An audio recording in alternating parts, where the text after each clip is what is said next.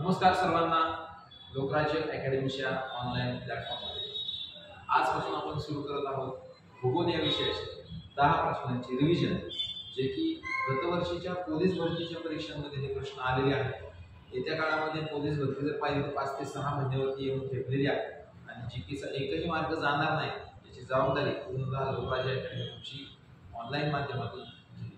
त्यासाठी तुम्हाला अकाउंटला, चॅनलला आपल्या सबस्क्राईब करून ठेवायचं आहे, जेणेकरून व्हिडिओचं नोटिफिकेशन तुम्हाला वेळोवेळी मिळत राहील.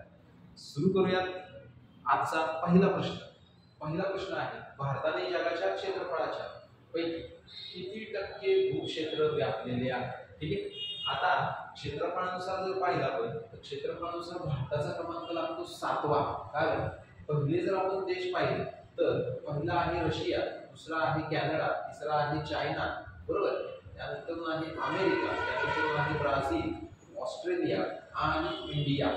तर भारताचा क्रमांक आहे 7वा, बरोबर. 8वा देश आहे अर्जेंटिना. ठीक आहे. म्हणून भारताला जर आपण पाहिलं तर जगाच्या 2.41 किंवा कधी कधी 2.42 हा देखील पर्याय बरोबर आहे. एवढं क्षेत्रफळ भारताने व्यापलेलं आपल्याला दिसून येतं. शॉर्ट ट्रिक लक्षात ठेवा, जगातील देशांचा क्षेत्रफळानुसार क्रम रक्काबाई. कोणती बाई? रक्काबाई. ठीक आहे. जाऊया पुढच्या प्रश्न. पुढचा प्रश्न आहे, मॅकमोहन रेषा टिंबटिंब या दोन देशांमधील सीमारेषा निश्चित कर. आता मॅकमोहन रेषा जर आपण पाहिलं तर मॅकमोहन रेषा ही भारत आणि चायना या दरम्यानची सीमारेषा आहे. ठीक आहे. मग भारत आणि रशिया तर संबंधच येत नाही, कारण याच्यामध्ये भारत आणि रशियाची सीमा एकमेकाला लागलेली नाही. ठीक आहे. तर भारत आणि चीन लक्षात ठेवायचे मॅकमोहन. त्याचबरोबर भारत आणि पाकिस्तान, त्याचबरोबर बांगलादेश या दरम्यानची जी काही सीमारेषा आहे तर ही आहे रॅडक्लिफ सीमारेषा. त्याचबरोबर जर पुढे पाहायचं झालं तर भारत आणि म्यानमार या दरम्यानची सीमारेषा जर पाहिली तर ती आहे पेम्बर्टन लाईन्स. त्याचबरोबर भारत आणि भूटान या दरम्यानची जर सीमारेषा आपण पाहिली तर ती आहे जयगाव. त्याचबरोबर भारत आणि नेपाळ या दरम्यानची जर सीमारेषा आपण पाहिली तर ती आहे सौनोली. तर तुम्ही मला सर्वांनी कमेंट बॉक्स मध्ये सांगायचे की भारत आणि अफगाणिस्तान या दरम्यानच्या सीमारेषेला काय म्हणून ओळखलं जातं? हा आहे तुमचा आजचा प्रश्न. जाऊया पुढच्या प्रश्नाकडे. खालीलपैकी कोणत्या देशाची सीमा भारताला लागत नाही? आता या ठिकाणी जर आपण पाहिलं तर भारताच्या सीमेवर असणाऱ्या देशांची संख्या आहे 7. ठीक आहे. जनरली हा जर आपण भारत कन्सिडर केला तर या बाजूला आहे पाकिस्तान, या बाजूला आहे अफगाणिस्तान, वरच्या बाजूला आहे चायना, भूतान, नेपाळ. ठीक आहे. आणि पूर्वेला जर आपण पाहिलं तर पूर्वेला या ठिकाणी आहे तो एकतर म्यानमार आणि दुसरा म्हणजे बांगलादेश. ठीक आहे. तर भारताच्या सीमेवर असणारे देश आहेत 7. 1 2 3 4 5 6 आणि 7. विचारले काय, कोणत्या देशाची सीमा भारताला लागत नाही? निश्चितपणे उत्तर आहे मित्रांनो ते म्हणजे इराण. इराणची सीमा भारताला लागून येत नाही. आणि भारताच्या शेजारी देश किती आहेत असा जर प्रश्न आला तर शेजारी देश आहेत किती? 8. कारण भारताच्या शेजारी एक दक्षिणेला श्रीलंका म्हणून हा एक देश येतो. शेजारी 8 देश आहेत. सीमेवरती देशांची संख्या किती आहे तर ती 7 आहे. नागपूर लोहमार्ग पोलीस 2023 ला विचारलेला आहे प्रश्न. येत्या काळात आला चुकायला नको. जाऊया पुढच्या प्रश्न. भारताचे स्थान पृथ्वीवर कोणत्या गोलार्धामध्ये आहे? ठीक आहे. विचारले पृथ्वीवरती भारत हा कोणत्या गोलार्धामध्ये आहे? कोणत्या गोलार्धामध्ये आहे यासाठी तुम्हाला एक पृथ्वीवरचा अक्षवृत्त रेखावृत्त माहिती पाहिजे आणि भारताचा रेखावृत्तीय विस्तार, त्याचबरोबर अक्षवृत्तीय विस्तार माहिती पाहिजे. जनरली आपण पाहिलं तर मूळ रेखावृत्तामुळे पृथ्वीचं 2 भागामध्ये विभाजन होतं, बरोबर. एक आहे पूर्व गोलार्ध, दुसरा आहे पश्चिम गोलार्ध. हे मूळ रेखावृत्तामुळे. आणि विषुवृत्तामुळे जर आपण पाहिलं तर पृथ्वीचं पुन्हा दोन गोलार्धामध्ये विभाजन होतं. एक आहे उत्तर गोलार्ध आणि दुसरा आहे दक्षिण गोलार्ध. तर भारत जर आपण पाहिलं तर भारत या ठिकाणी असा कुठेतरी वसलेला आहे आणि भारताचं स्थान आपण पाहिलं तर मूळ रेखावृत्तीय दृष्ट्या पूर्व गोलार्धात आणि विषुवृत्तीय दृष्ट्या जर आपण पाहिलं तर ते येतं उत्तर गोलार्धात. म्हणून भारताचं पृथ्वीवरील स्थान कुठल्या गोलार्धामध्ये आहे तर उत्तर पूर्व गोलार्धामध्ये आहे. ठीक आहे, लक्षात ठेवायचं. चला जाऊया पुढच्या प्रश्न. हा तुमच्यासाठी इथे एक प्रश्न अजून की पृथ्वीवरील एकूण अक्षवृत्ते किती आहेत. अक्षवृत्ते किती आहेत आणि पृथ्वीवरती एकूण रेखावृत्ते किती आहेत.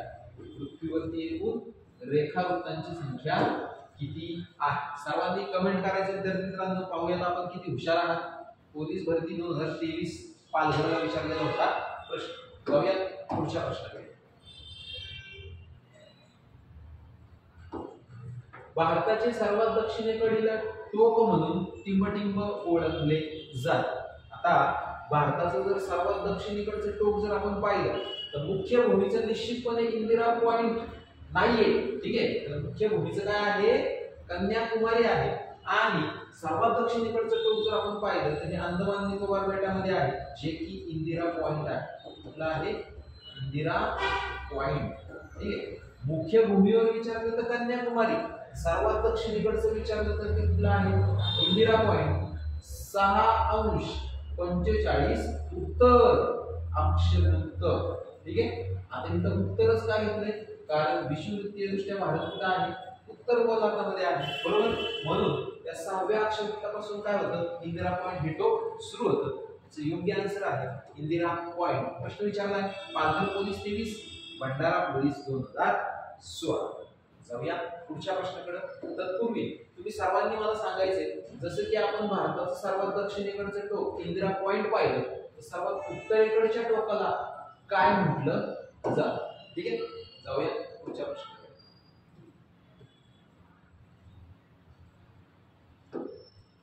खालीलपैकी क्षेत्रफळाच्या दृष्टीने कोणता क्रम बरोबर आहे. विचारलंय काय की भारतातील जे काही राज्य आहेत त्यांचा क्षेत्रफळानुसार उतरता क्रम ओळखायचा. ठीक आहे, उतरता क्रम ओळखण्यासाठी तुम्हाला सर्वात जास्त क्षेत्रफळाचं राज्य ही माहिती पाहिजे. आणि प्रश्न विचारलेला आहे संभाजीनगर पोलीस 2023. म्हणून याचं योग्य आन्सर जर पाहिजे तर सर्वाधिक क्षेत्रफळाचं राज्य भारतातलं राजस्थान, दुसरा आहे मध्य प्रदेश, तिसरा आहे महाराष्ट्र. म्हणून याचं जर योग्य आन्सर आपण पाहिलं तर हा क्रम कुठे बरोबर दिसतोय आपल्याला राजस्थान, मध्य प्रदेश, महाराष्ट्र. या ठिकाणी एक बरोबर दिसतोय राजस्थान महाराष्ट्र गेला, उत्तर प्रदेश महाराष्ट्र गेला, उत्तर प्रदेश राजस्थान गेला. पर्याय क्रमांक 1 हे आहे आपलं योग्य आन्सर. ठीक आहे, मग सर्वात कमी क्षेत्रफळानुसार राज्य कुठली आहे हे सुद्धा माहिती पाहिजे. लक्षात ठेवायचंय GST गोवा, सिक्कीम आणि त्रिपुरा. गोवा, सिक्कीम आणि त्रिपुरा. ठीक आहे, क्षेत्रफळानुसार उतरता क्रम राज्यांचा, क्षेत्रफळानुसार सर्वात शेवटचे राज्य, क्षेत्रफळानुसार सर्वात पहिली राज्य. ठीक आहे, जाऊया पुढच्या प्रश्नाकडे. भारताची पूर्व पश्चिम लांबी किती किलोमीटर आहे. ठीक आहे, आता भारताची पूर्व पश्चिम लांबी आणि उत्तर दक्षिण लांबी याच्यामध्ये पूर्व पश्चिम लांबी जर आपण पाहिलं तर पूर्व पश्चिम लांबी आहे 2933. ठीक आहे, उत्तर दक्षिण लांबी जर आपण पाहिलं तर ती आहे 3214. ठीक आहे, 3214 किलोमीटर ही आहे उत्तर दक्षिण आणि पूर्व पश्चिम लांबी आहे 2933. म्हणून या प्रश्नाचं योग्य आन्सर आहे पर्याय क्रमांक 4. पर्याय क्रमांक किती आहे 4 हे आहे आपलं योग्य आन्सर. तुमच्यासाठी प्रश्न आहे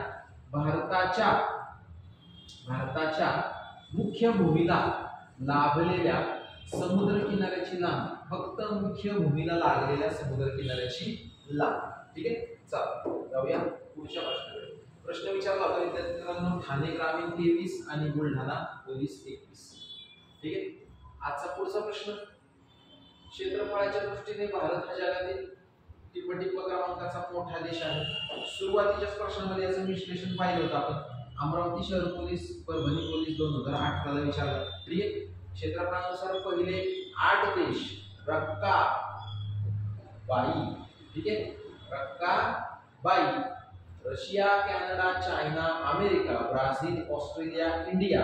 तर इंडिया येतो 7व्या क्रमांकावर. इंडिया किती क्रमांक येतो? 7व्या क्रमांकावरती येतो. 8व्या क्रमांकाचा देश सुद्धा लक्षात ठेवा, अर्जेंटिना. 8व्या क्रमांकाचा देश आहे अर्जेंटिना क्षेत्रफळात.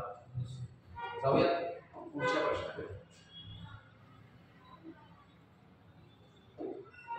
कोणत्या देशाला भारताची सर्वात जास्त सीमा आहे? कोणत्या देशाला भारताची सर्वात जास्त सीमा लागलेली आहे असा प्रश्न आहे. ठाणे पोलीस आणि नागपूर शहर पोलीस 2016 ला विचारले. तर भारताचे शेजारी देश आहेत 7: पाकिस्तान, अफगाणिस्तान, चायना, नेपाळ, भूटान, म्यानमार, बांगलादेश. ठीक आहे.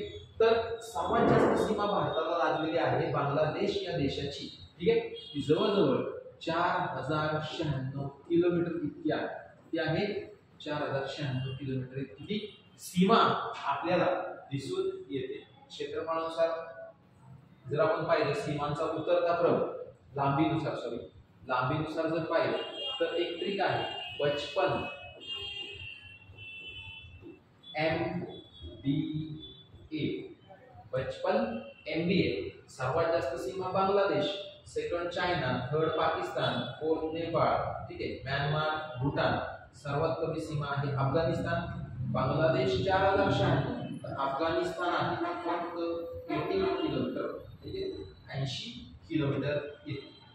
ठीक आहे. जाऊया पुढच्या प्रश्नाकडे, आजच्या शेवटच्या प्रश्नाकडे. भारतीय द्वीपकल्पाचे दक्षिण टोक टिंबटिंब आहे. बरोबर.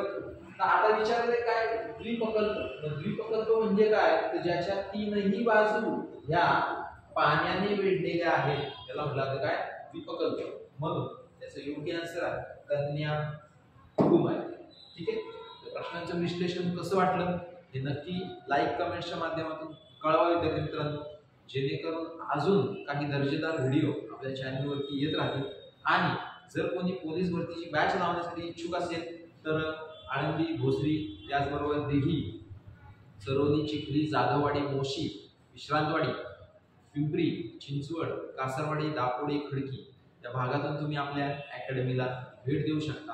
ऑफलाईन बॅच आपली 10 जुलै पासून नवीन सुरू होत आहे. नक्की विजिट करा लोकराज्य अकॅडमी. जय हिंद.